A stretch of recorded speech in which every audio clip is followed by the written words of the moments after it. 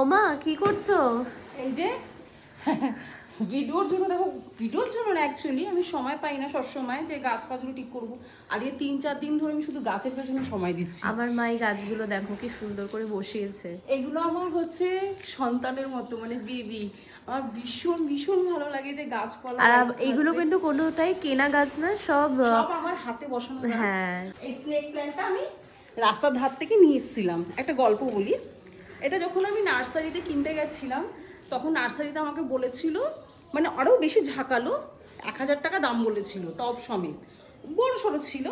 তো তখন আমি কিনিনি। আমি তারপর কি করলাম, ওটা একদিন রাস্তার ধারে দেখছি স্নেক প্ল্যান্ট হয়ে রয়েছে। তা আমি ওখান থেকে ডাল ভেঙে এনে বসিয়েছিলাম। সেখান থেকে 1টা 2টো 3টে 4টে, আর এখানে 6-7খানা, আমার 10খানা আমার স্নেক প্ল্যান্ট হয়ে গেছে। এইটার একটা গল্প আছে। এটা যখন আমি আমার হাজবেন্ডের সাথে মর্নিং ওয়াক কদিন করতে বেরিয়েছিলাম, তখন মর্নিং ওয়াক করতে গিয়ে আমি এই ডালগুলো ভেঙে এনেছিলাম।